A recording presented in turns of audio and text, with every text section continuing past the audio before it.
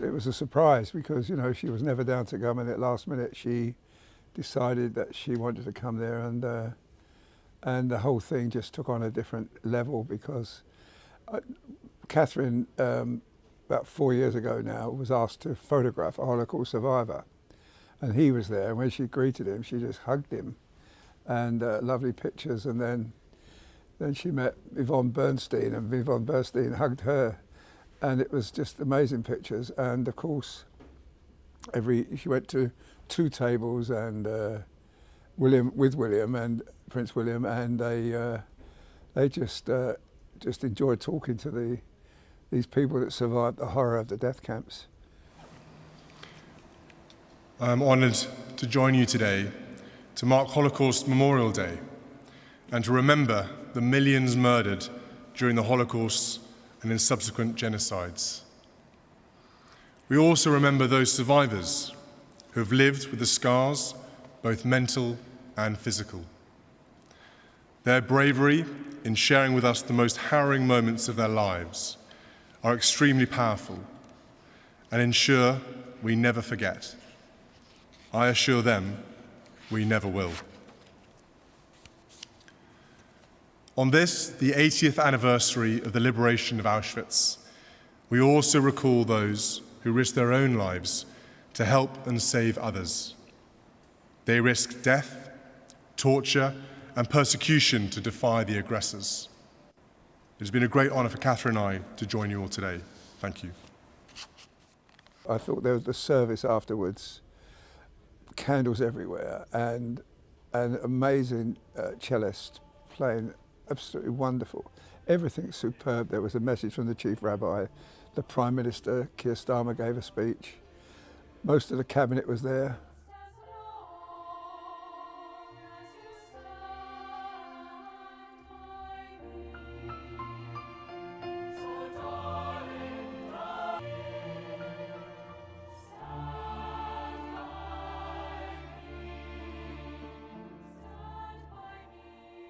Catherine, they lit a candle, and then they lit candles with some young people. But it was absolutely special. William made a really nice speech. And the Prime Minister, as I said, he, you know, said this must never happen again. And I think it was, it was 2 hours, and it just went in a flash. The people were coming up to Catherine and just hugging her, and one chap came up to her. I think his name was Robert Bernstein. He said, you know, Prince William's the luckiest man in the world marrying you, you know, and you know, their face lit up. I think she said something like, I better tell him that then. And but the whole thing was the service was very solemn, but when they met the survivors, it was jolly. It was a lot of laughter and a lot of it was terrific. And you know, they couldn't meet everyone, but the ones they met were lovely. And I suppose the thing is, it's going to be the last one, this 80th. I don't think the next 10 years there'll be many of the survivors, if any, still with us, or if they are unable to travel. The whole world should take note of what's happened here, I think, because I mean, these people at young age, 15, 16, walking in death marches, working in slave labour, absolutely starving day after day, working and just hoping to survive, and they did, and many have come to this country and made great lives here, had wonderful families, and enjoyed life in the community. So it was just lovely to see, and I met some of these people before, some of these survivors before, and it was lovely for me personally to catch up with them. In fact, one lady, Rachel Levy, her daughter come up to me and she said, "Oh, thank me for pictures I did 4 years ago of her with Catherine," and then she said to Catherine, "Oh, could I have a picture taken with me and for Arthur?" And they posed up, the two of them, and looked at the camera. It was really lovely. Yeah. So for me, it was, you know, having done a lot of this, you know, having photographed a Holocaust survivor 4 years ago for the same exhibition that Catherine was in, I've got to know several of them and know their stories and know that most of them never got an education because they were in the concentration camps from 5, 6, 7, and there for a long while.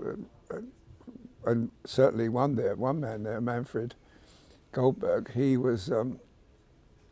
came to England when I think he was 16, and he couldn't read and write. He had to go to school and learn English, and ended up becoming a genius electronics engineer working on inventing colour television. And so they're marvellous lives and created lovely families, but it was a really wonderful service. Really nice, yeah. I thought it was very special, and I felt honoured to be there. In fact, I really was so pleased I was there to hear it and to see it and to witness the joy on the survivors' faces when Catherine and William walked in the room. It was just amazing. Sorry. And William was just, they posed for a huge group, all the survivors in a group, quite a lot of them actually, which I was pretty pleased to see. And William and Catherine, the Prime Minister, posed with them.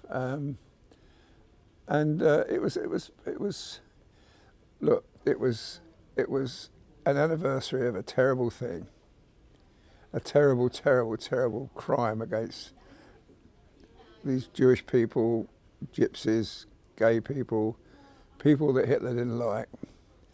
And yet these are the survivors, and they've come to this country and great lives and wonderful lives and wonderful families, and their families, a lot of their families was there to see them there.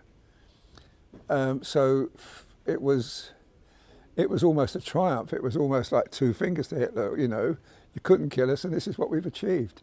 And I think this is the message that I get, and I can't tell you the way they were hugging the princess. It was just incredible, and she with them, and she just absolutely threw herself into it. And you know, this lady, not long after getting over a very serious cancer herself, who's now sort of just getting back into it, and I can't wait to do the next job with her.